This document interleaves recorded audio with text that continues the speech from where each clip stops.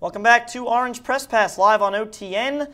Syracuse falls to Pittsburgh today, 37-10 to drop to 0-4 in the conference, and there are your updated to the millisecond standings of the Big East, and you see Pittsburgh and Cincinnati tied atop unbeaten. Guys, what jumps out at you here? I think it's just the end of the year showdown between Pittsburgh and Cincinnati. That's going to shape up to be one of the most notable and exciting Big East games really since a bunch of teams left the conference for the ACC. I think Cincinnati, if it wants to go to a national title, first of all, it needs Texas to lose, and it has a really tough schedule down the stretch. It has to pay a visit to Morgantown, and then it gets Pittsburgh. And then, of course, you see Syracuse and Louisville both pulling up the rear, both 3-6. They will face each other later this coming week. It will be Syracuse-Louisville, the rights to finish to be in the basement of the Big East, as it were.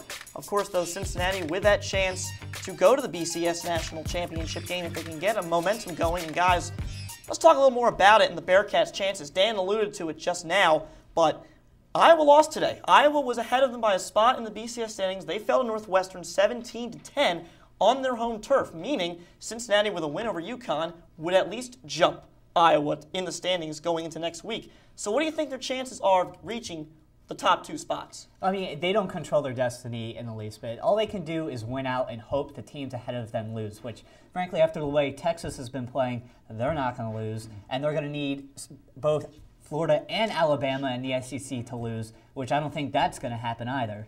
Yeah, you're right. Cincinnati really needs a lot of help, and LSU is playing Alabama later tonight, so maybe Alabama will have the Tigers sneak up on them. But you're right, Texas has been playing so well. They destroyed Oklahoma State last week in Stillwater, and if Cincinnati wants to get up the ladder, you're right, they're going to have to keep winning and just hope that someone knocks off the Big 12 giant in Texas.